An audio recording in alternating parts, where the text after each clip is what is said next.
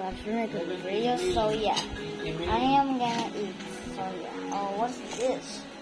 One female Chinese miner was identified during the operation and turned over to the DSWD field office 7 for appropriate care.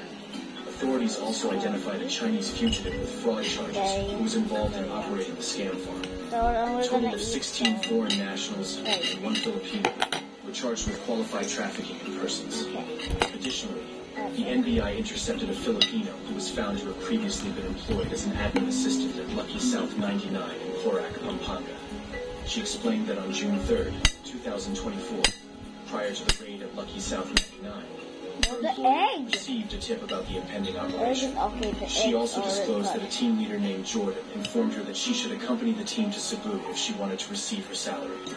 They departed from Manila on either June 8th or 9th, 2024. Upon arrival in Cebu, they were taken to the MSK building in Bavolo, Cebu City, where approximately 200 workers from Lucky South 99 had been relocated. During the operation, the hotel's housekeeping attempted to take outside about 8 million pesos in cash by concealing it in a box.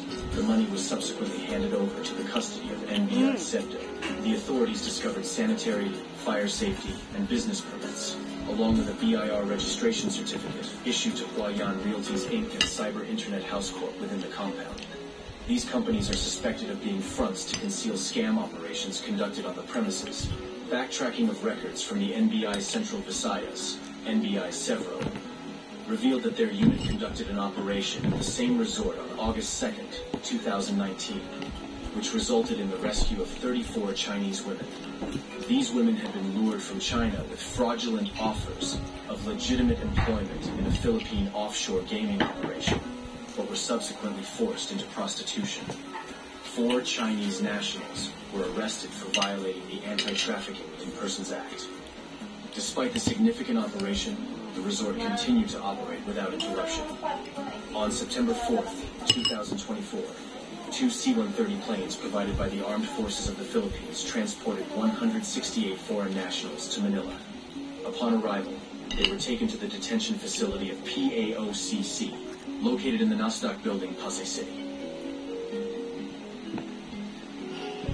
All foreign nationals apprehended within the Tourist Garden Hotel compound have undergone inquest proceedings conducted by the BI for violation of immigration laws. An ongoing investigation is being conducted, with additional charges expected to be filed against the incorporators of the companies operating within the compound, as well as others implicated in the scam operations.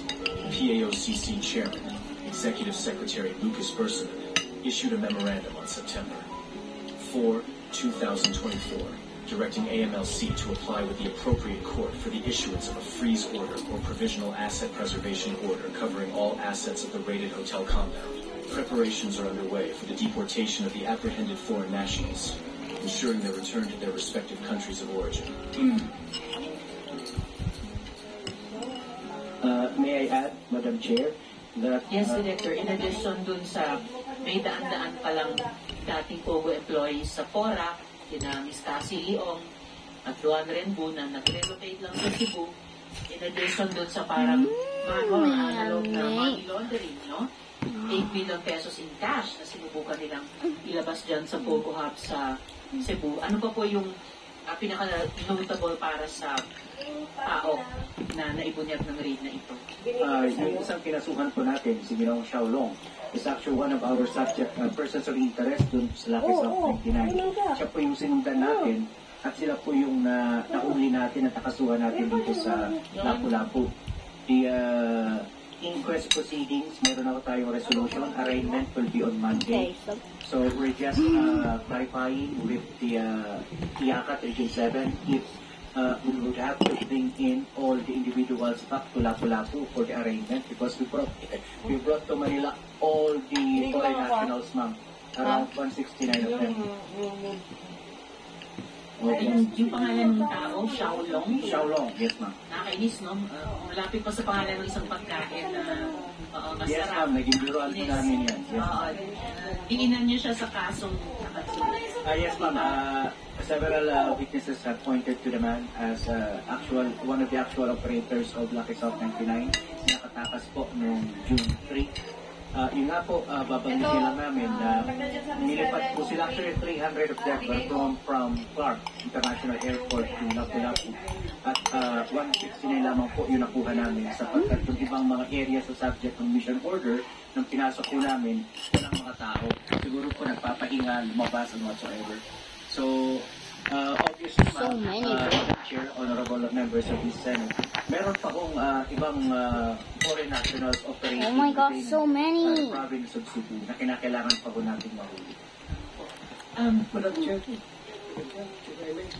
One related question is Senator De La Rosa. Madam Chair, may ano pong pakok if you have a picture of this Xiaolong with the plus screen? Kasi baka mamaya nakikita natin, kakaharap natin yung tao niya, hindi natin kilala. Yan na pala yung Xiaolong na malaking sindikato. Your Honor, nahuli po natin siya. Nahuli siya? Yes, sir. Siya kaya? Nasa PAOK Detention Facility po, dito sa Pasay din po. 16 po silang nakasuhan na nahuli natin lahat. So yung mag-ama na operator po talaga ng Pogo ay nahuli po natin. Okay. So wala kang picture dyan na pwede makita niyo mo? Or siya kayong sa video kanina na may hawak na Hindi po ma'am, yun po ay isang fugitive pa po. Iba pa po yun doon kay Xiaolong. Mr. Honorable Senator will ask the staff kung meron po kami dala to... Kita lang dito sa... yes sir, okay po. Yes sir, we'll do that sir. Thank you, thank you. salamat Thank you, Madam Chair. Senator Relationship, Madam Chair. One, yes, Senator Joel. The relationship of this person to the Bamban or the Lucky South in Fora? Linked ba yung Xiaolong? Xiaolong is actually one of the owners, operators in Lucky South 99. Ganito po kasi, Your Honors, yung Lucky South 99, there were many locators within that particular compound ng Whirlwind Corporation. A good number of different Pogos were operating there. At yung isa po ay yung pinapatakbo ni Xiaolong.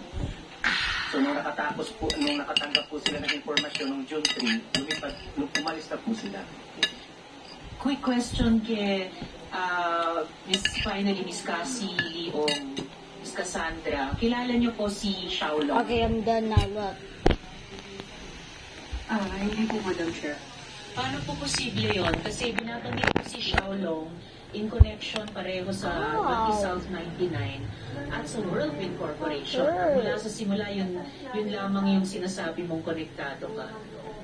One more time, Miss Cassie, kilala mo ba si Xiaolong na associated hindi lamang sa Lucky South 99, kundi pati sa Whirlwind? And I remind you, you are under oath. Ito yung unang pagsagot mo sa amin, so magandang totoo yung isasagot niyo sa amin.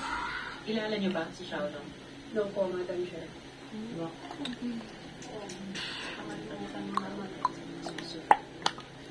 Director, hindi, bago ko yung follow-up question ko kay Director, Miss Cassie, kasi meron din akong tanong sa iyo tungkol dun sa isa pang tao. We just got this information quite recently.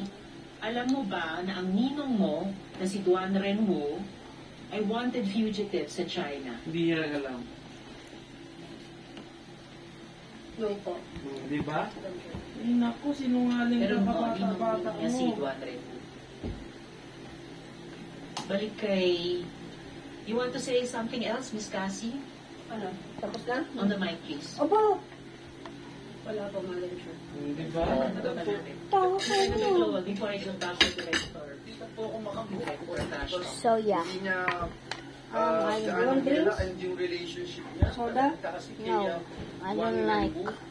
ninong mo lang siya. Hindi ka... Look, guys.